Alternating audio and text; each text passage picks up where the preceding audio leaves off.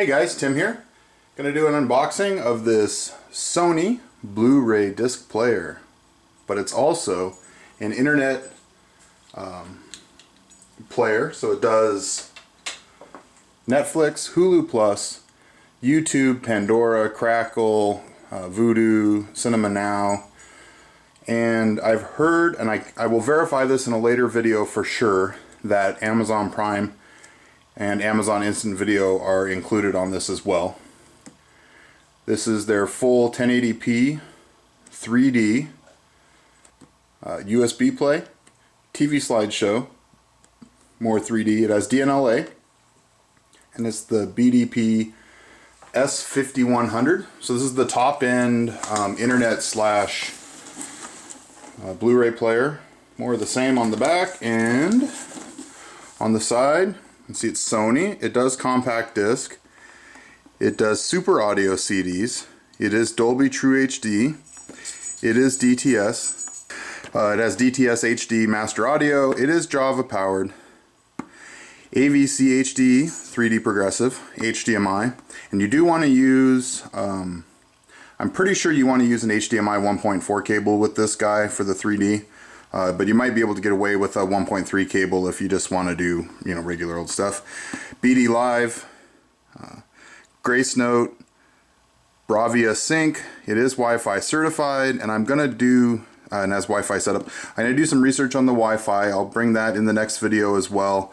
One of the reasons I wanted this was because our upstairs WDTV has a really hard time with the streaming services, and so I want to do some research on the antenna in this and see if I can find some diagrams to share with you guys, because one thing on these kind of players is the design of the antenna actually is really important. It also matters whether it's like a 2-wire or 3-wire antenna. And I want to see, specifically I couldn't find anything on the website. I'm hoping that I can get this to hook up to my 5G, which there's a lot of 2G networks around me, and so I'm kind of curious if the 2.4 gigahertz band is all sorts of things in this box, all stuck apparently. I'm kind of curious if the 2.4 gigahertz band is just flooded in my area. And that if there's interference from everybody else's antennas, and I can see about 27 access points from my house. Life in the big city. So let's go through the peripherals real quick here, which there aren't a ton of. We have the remote. So, it doesn't have some big huge, oh, there is a Netflix button on it. I was just going to be like, there isn't some big huge Netflix button on it. There's not a big huge Netflix button, but there is a Netflix button, which is one of the things we're going to use this for. But you can do TV and input control, the open and close. So we have a Sony TV that this is going to go with. Not that that really matters on that kind of stuff. It does come with 2 Sony AA batteries. And then it comes with a package that I need to rip open, which I think I'll just cut open, that has some marketing propaganda in it. And I'm pretty sure the warranty and user guide. Let's see what we got here. Save $120 on DirecTV. No thank you.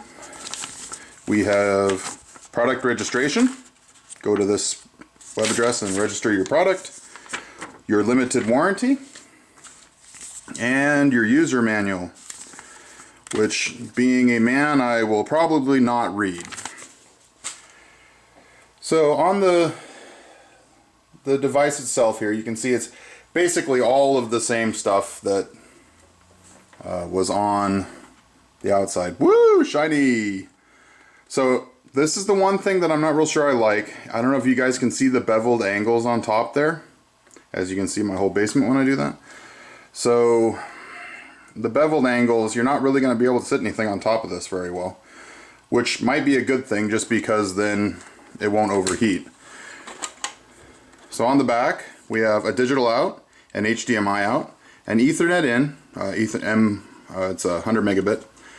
You have a powered, oh that's interesting, so it's a 500 milliamp USB out, or in I guess, but that means you could, you could charge a device or plug in a device.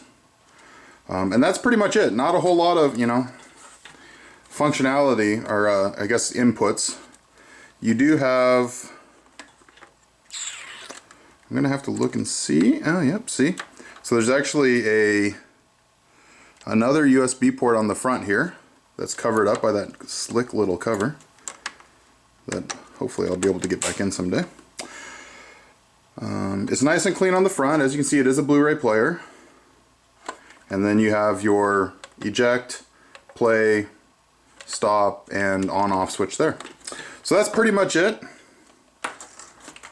We're gonna do a follow-up video. I'm gonna run through the setup on it, talk about some of the services that are on it and whether I like them or not, and I'll let you know how it does upstairs compared to our WDTV Live.